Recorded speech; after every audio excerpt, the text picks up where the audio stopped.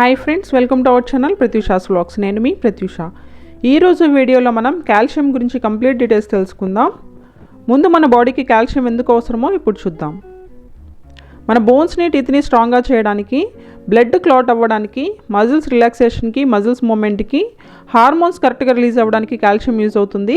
Heart beat నార్మల్గా ఉంచడానికి, high BP రాకుండా ఉండడానికి, నర్వస్ సిస్టమ్ నుంచి బ్రెయిన్కి అండ్ బాడీలో అన్ని పార్ట్స్కి సిగ్నల్స్ని కరెక్ట్గా పాస్ చేయడానికి కూడా ఈ కాల్షియం యూజ్ అవుతుంది. మన బాడీలో 99% of the calcium bones and టీత్లోనే ఉంటుంది. ఎనర్జీ లేకుండా ఉండడం, కండరాలు అదురుతున్నట్లుగా అనిపించడం, కండరాల నొప్పులు, అన్ఈవెన్ హార్ట్ బీట్స్, కాళ్ళు చేతుల్లో సూదులు గుచ్చుతున్నట్లుగా అనిపిస్తే కాల్షియం డెఫిషియన్సీ అవ్వచ్చు. ఒకసారి టెస్ట్ చేయించుకోవడం మంచిది, లేదంటే ఇది చాలా వ్యాధులకు కారణం అవ్వచ్చు. మన బాడీకి డైలీ ఎంత కాల్షియం అవసరం అనేది ఇప్పుడు చూద్దాం. 14 to 18 ఇయర్స్ మేల్ కానీ ఫీమేల్కి కానీ 1300 mg డైలీ కాల్షియం అవసరం. 19 to 50 ఇయర్స్ మగవారికి కానీ ఆడవారికి కానీ 1000 mg డైలీ కాల్షియం అవసరం. 51 to 70 ఇయర్స్ మగవారికి 1000 mg కాల్షియం అవసరం. 51 to 70 ఇయర్స్ ఆడవారికి 1200 mg కాల్షియం అవసరం. 71 ఇయర్స్ దాటిన ఎవరికైనా 1200 mg డైలీ కాల్షియం అవసరం ఉంటుంది. ఇప్పుడు కాల్షియం ఎక్కువగా ఉండే ఆహార పదార్థాలు ఏంటో చూద్దాం. మన అందరికీ తెలిసినట్లుగా డైరీ ప్రొడక్ట్స్లో కాల్షియం ఎక్కువగా ఉంటుంది. పాలు, పెరుగు, చీజ్, పనీర్ వీటిలో కాల్షియం ఎక్కువగా ఉంటుంది. సాల్మన్ ఫిష్ ఇందులో కూడా కాల్షియం ఎక్కువగా ఉంటుంది.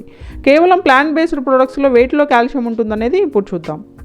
సోయా మిల్క్, బాదం పప్పు, ఆకుకూరలు, షియా సీడ్స్, డ్రైడ్ అంజూర్, సన్ఫ్లవర్ సీడ్స్, బ్రాకలీ, చిలగడ దుంపలు, ఆరెంజెస్, రాగులు, మునగాకు ఈ ఆహార పదార్థాల్లో కాల్షియం ఎక్కువగా ఉంటుంది.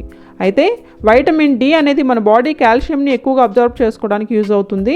ఈ వైటమిన్ డి కోసం డైలీ ఒక 40 minutes సన్కి ఎక్స్పోజ్ అయితే సరిపోతుంది. ఏదైనా ఎక్కువ ఉండకూడదు కదా బాడీలో, సో ఈ కాల్షియం కూడా ఎక్కువ అవ్వకూడదు.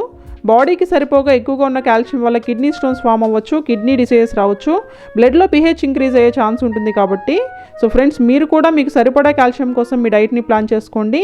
Thank you so much for watching the video. మీకు ఈ వీడియో నచ్చితే లైక్ చేయండి, షేర్ చేయండి. ఈ వీడియో మీద మీ అభిప్రాయాలను కామెంట్ చేయండి. మరిన్ని వీడియోస్ కోసం మా ఛానల్ని సబ్స్క్రైబ్ చేసుకోండి. Thank you.